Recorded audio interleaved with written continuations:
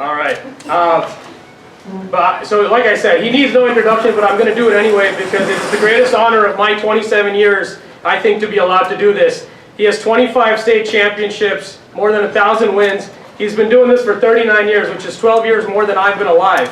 He's gone undefeated 5 times, and he's only one of 3 high school coaches to ever be inducted into the Basketball Hall of Fame. But all of his basketball accomplishments aside, I think what sets him apart is what he does off the court and for his players. Over 100 of his players have received D1 scholarships, all of this despite the fact that St. Anthony's does not even have its own gym to practice in. There are kids who travel over an hour from all sorts of corners of Jersey to come play for him.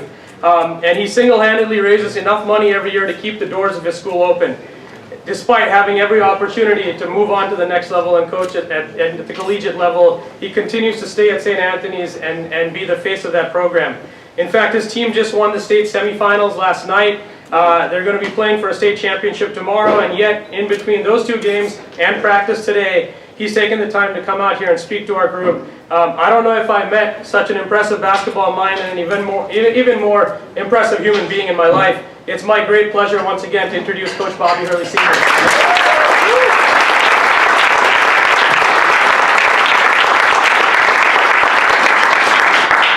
I might have to push this out. I'm not quite as lean. Yeah, I'm actually being facetious. Use my Jesuit education. Good morning to everyone. This is very unusual that I speak during basketball season because I'm very single-minded in my approach to things. So this is because what you're doing right now, I want to affirm to you where this thing can go to. And from my background as a coach, I'll talk to you about it. But for those of you who don't know anything about me, I'll just give a little bit of my background. I'm a lifelong resident of Jersey City. My dad was a police officer in Jersey. My mom was a nurse. I was educated at Catholic schools in Jersey City, graduated from St. Peter's College. While going to St. Peter's College, I began coaching the freshman team at St. Anthony's, and I'm going to scare you all with this year, but it was 1968. Okay, I started coaching in 1968 at the school. I was 19, and I took the freshman team, and 47 years later, I'm still there. My lack of ambition is frightening. So starting at 68 and where we are now, you know, this world has changed a great deal, and that'll get me ultimately to the endorsement of Krossover, which has been incredible for us. I started coaching at St. Anthony's. It was found a place where the kids really wanted to play. We started to delve into the backgrounds and find out so much about the person who was wearing the uniform, and started to work on making that person a more complete person, giving them the opportunity to go to college. The statistics we've had basketball-wise have been impressive, but the thing that we look back on, and I'll credit this as a young coach, my influences both were named Wooten. One was John Wooden, and the other one was Morgan Wooten. John Wooden was at UCLA, and Morgan Wooten was a high school coach from DeMatha High School in Washington, D.C. And as I was growing up as a young coach, and I had a chance to hear both of them speak, it was very motivating for me because they had been so successful, and their plan at 2 different levels was similar. Coach Wooten from high school had every kid who started for him as a senior got scholarship to college. So when I took the job and I looked at the kids I had at school, I said, I don't think that's realistic to think that every kid that's going to start at our school is going to be good enough to get a scholarship to college. But when you know kids are going to qualify for a lot of financial aid, a lot of the kids can get the equivalent. They can get the equivalent of college scholarships by having their grades, having good grades, and working hard on their sport, and in presenting a certain image. So the marketing of a product or the marketing of a person is very similar.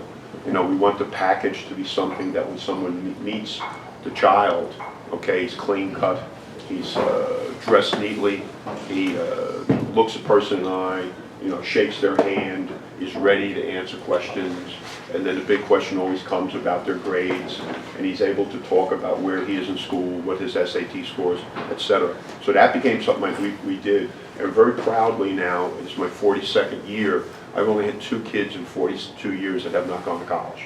And if this was an elite prep school, they still wouldn't be able to do much better than that. What we do, we think, is open up the doors and give kids opportunities. So that's kind of where I'm from. Our school itself is right outside the Hollow Tunnel.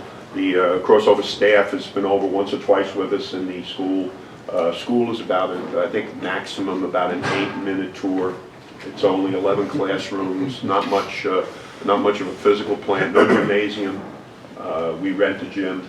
Our season this year, we have done very, very well based on what we have, who we play against, and looking at our group and trying to figure whether we've maximized our potential. We have, and that's what gets me into talking now about Krossover, because it's been, unless you're blindfolded right now, you can figure out that I'm old school. Okay, I'm old school. Right? So my coach Dan Murphy, who's here, Dan, please put your hand up. Stand up for a second. Yeah, Dan. Dan is my bridge to where you all are, from where I am. Okay, and I would say it's probably the Chesapeake Bay Bridge. It is not the Goethals, it's the Chesapeake Bay Bridge. Okay, so he has been of great help morphing me into this world, and my world consisted of, till this year, personally going out live and scouting everywhere. Okay, I have ADD when it comes to watching film until I started to get myself involved early in the season with looking at film and going through all of the wonderful things that I've learned about it. But we started early and began putting games up, and I don't know I don't know what our number is now, but it's 40 or 50? 40, 50 games we have up now. All the Krossover coaches that we know, we've shared, we have things up, and my assistant coach and I, Ben Gamble, who both are out, I couldn't tell you how many nights we are during the season.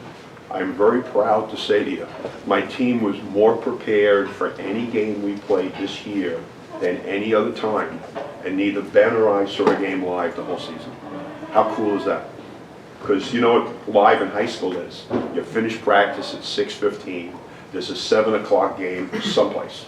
You go to that 7 o'clock game, the JV game goes overtime, a referee doesn't show up, the bus doesn't get there on time, there's a million things happen, and now you're there, and you're there, and you're there, and you're getting out of the place at 9:15, you get home, and all of a sudden Tuesday's gone. Well now, I just wait for the next day, pop my button, and my routine now is so good. I start, and I go to statistics first, and I go to what statistics occurred in the night before, right? And I go through that, then I go back and I take the raw film, and I go raw film on the game, and I watch just about the entire game, or to a point where I think the outcome has been determined, substitutes are starting to come in the game, so I'll get out of it. Excuse, I didn't have time to turn this off. And this might be Mrs. Hurley, which would stop everything. Okay, no it wasn't, so we're okay here. And this will show right now. First of all, you see my phone, you'll know you know what you're up against. So a ringing endorsement for me, I'm not so sure what that means. All right, getting back to wherever the heck I was. Raw film. Raw film. Oh, the raw film, yeah. So now watch raw film until a point where I think I've seen enough, and then I go to breakdown. And the breakdown's been phenomenal. For me, I'm a defensive coach, so I go to the offensive breakdown now, and I just go through a sequence of plays. Now, I'm doing that, and while I'm doing that, the kids on my team are now traveling to school, going home from school, putting games on, and my guys, it's funny how things work, my guys who play, my older players, embrace it. They watch it. We're technically more solid.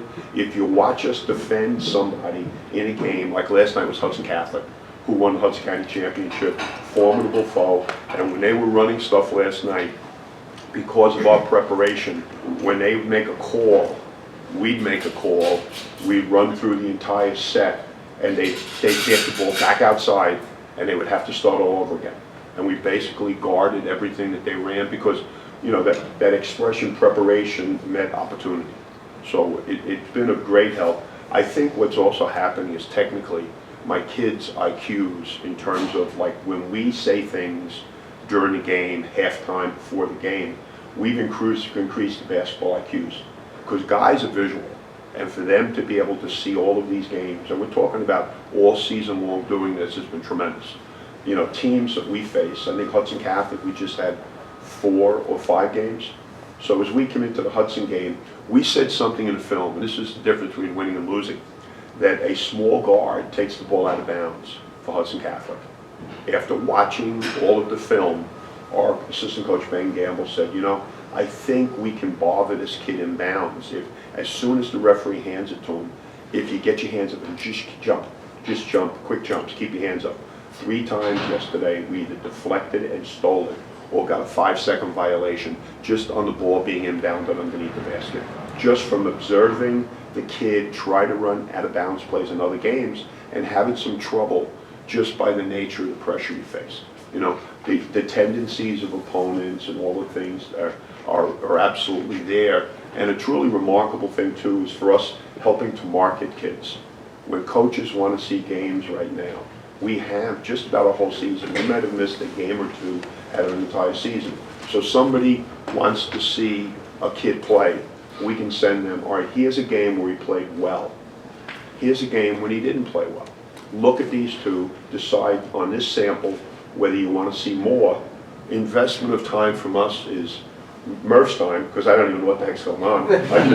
I'm saying, you know, Murph sending me statistics and doing all these things. I guess you're the director of technical operation, right? And you know, but I don't know what that means at St. Anthony's, because none of us are really, you know, we're not going to retire from this position we have. But it's been absolutely great. What I would say to you is sometimes you get yourself in a position where you need to really be creative about what you're going to how you're going to try to approach people and try to explain, and you don't have this. This is at the, you know, you're at the edge of something that there are 20,000 high schools in the United States that have basketball. You know, 20,000 schools. You know, there are thousands of colleges that have it. When you can eliminate and you can make things as concise and you give people preparation and chopping time down, I can't begin to tell you, other than like Murph during a state tournament being an advance where he's going out when we're playing and he's doing the advance. And the advance is the difference right now between winning games and losing games, is he's out 1 game in advance, but we're not getting the scouting report, which is the eye of the scout, and then that information back. And we're not just getting a film, we're getting a film where in a short period of time, the kids can go to shot chart, they can do breakdown stuff, they can do all of these things and walk away from it, okay, having a better understanding. You know, people are running out of bounds plays against us, and the kids are calling this stuff out in advance. When you're the opponent and you know that they're calling your stuff out, boy, that's deflating. That is real, because some guys on your team don't know the stuff so well. And we know it as well as you know it, and it's your stuff. That's, you know, that can be disconcerting. But it's been of tremendous value. I would say if I'm involved in trying to market this right now, the potential is unlimited. You know, Kevin DeVirio played last night for the North Jersey Championship. We've exchanged games in this process. And I think it's just a matter of continuing to hit the clinics, the things that are out there, so that people understand the value of this. And those that really want to be like St. Anthony's, okay, try to be the absolute best you can be, will look at this and say, wow, I want to see how I can involve myself. So the sale of this is not difficult. Please lend my name to anything. And if you would like anyone to call on this phone, okay, I'll be very happy to answer on my little blue phone. And Yeah, what are some, what are some selling points to an old school guy like you? You know, we're getting these people on the phone and they're just like you, preaching the same choir, been there since '68. So how do we sell them versus Coach Murph? WINNING. Okay. It is a better way of doing what I do, right? I have saved countless hours in preparation, countless hours. You have this for everyone. So when you're doing this, it's the assistant coaches. So the head coach, who could be a guy who's coaching for a long time, he might not have my juice. He may not want to be like involved in this, but there could be an assistant on that staff that you want to talk to, who is the heir apparent, and he's also the one that sees the value in chopping all of this extra time. Who wants to practice 4 to 6, hop in a car, go scout? But you do that the whole season. If you can get this stuff where you just put together your films, it's broken down, and then instead of taking the kids into the film room, okay, the kids are on the bus on the way home. Kids go home at night, do homework. We talking to the kids about the things on the tapes, on the that they've gone through, and as they go through everything, you can find out which kids have been really tuned in. You ask one question, and you know who really looked at this stuff, and you find that your best players will. So you're going to run into people, as you would in any profession, who it's a check. But there might be someone on that staff who doesn't want it to be that way. So I would say that the best way to do it is to speak to a staff, not to one coach. And if you get everybody together, and when we're talking about it, you're talking about a men's and women's program. In a lot of schools, if you can get to the one coach about doing this, it's going to make the other coach a little uncomfortable for not being involved in it. You know, like in our area, St. Anthony's does this. Anyone who's played against us this year knows this is not a vintage St. Anthony team. But we're playing for state champ. We're 25-4, and we've lost 2 national games by a couple points, and we've lost our only 2 losses in New Jersey were 2 one-point games during the season, either on the road or at a neutral site. And we've hung with everybody in the United States, and it's been more a matter of our preparation's been even better. And people always find it difficult to play against us because we do certain things very well. We're sticklers for fundamentals and for preparation. So when it comes up to something that you do well, it might be your fast break team. Well, you can pretty much figure out when you play against us, you're not going to be able to run against us. So you're going to have to try to manufacture your points elsewhere. So this lends to, you know, anybody in a league schedule that's looking to be able to upgrade what they do. If they care about the end result, you know, it's going to work. The problem is when you get guys at any level, you get somebody who's been doing something for a long time who's not passionate about it. There's got to be somebody on the staff that is. If he's got them all like if they're all zombies, then you just got to write that one off and maybe goes to the opposite program. Maybe the women's program has got a young coach who wants to be current. And it's been, for us, it's been extraordinary. And my voice is pretty good. We played so well last night. I literally, 2 weeks ago, literally didn't have my voice. It was gone during the game. But you somehow reach back and like manage to get a scream every minute and a half or so. Well, we played pretty well last night. I actually got up 20 points and then turned it over enough times to make it a 9-point game at the end. Got a little hairy, but we won. And so we'll play tomorrow night at 7. Now today for us will be an extremely light day. We're not going to go 45 minutes today. 45 minutes to an hour tops. We'll do scouting report. Everybody, including myself, I'll be going home now to our game with Roosevelt Catholic, which played early in the season. Their most recent game with the Patrick School, where they beat a team who was playing the best in New Jersey. They knocked them off the other day. So we'll go back and look at those. Then we'll do, we'll do all of our matchups and make it a game for tomorrow is a game from the neck up, not from the neck down. So there'll be no running today. We'll break a sweat. We'll do some shooting. We'll run our offense, but it'll be the mental approach. And there will be with the kids. The first thing we'll say when we get them together today, in order. And we gave the kids the Hudson Catholic. In the Hudson Catholic game, we said in order. Watch their game against Hawthorne Christian, which was their most recent game, and then go back to St. Peter's Prep, which was the Hudson County Championship game. Go back to that game. So they went back to those two. After those two, you still want to see more. We had 2 more games up, right? With this game now, with the kids, they'll go home and they'll watch the Patrick School game from this past Tuesday, and then they'll go back and watch our game. But we've said to them they have a different lineup. They've changed their personnel, so their style will have changed a little bit. So when you watch that game from a couple of days ago, that's who they are now. We can look back and see who they were, and you can see that there's a difference in the way that they do things. And they've scouted us live, and the good thing about this is that last night our opponent caused us to only use 25% of what we run.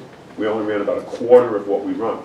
So now we ourselves will sit down today, and I'll write down everything that I knew we ran yesterday. And now we'll run the 75%, will be the first thing we'll run the next game. What we actually do with scouting is when people come to see us, we ask at the door who's there. And if we know you're at a game, we'll look at what we did that night. And if you came to scout us and you only came to see us on a Tuesday in February, and this is what the opponent did, we'll look and say, well, they haven't seen ABC. So let's start the game and go right to things that they haven't seen. And it's infuriating for teams because it's the opposite of us making a call out. There's the look of like, we didn't go over that. So it's up to us now to disseminate. Remember what we did against Roseau Catholic, a month ago during Super Bowl week. Look now, figure out last night, they were scouting us. What did they see last night? I can think of about 6 or 8 things that they didn't see that we can go right into running now. And this has all been helped by us being able to, be on Krossover. They're doing everything on live scouting, or some of the games have been on television. And it's entirely different because if you just watch the game on TV, and I do watch the raw film. If you just watch the raw film, that's one thing.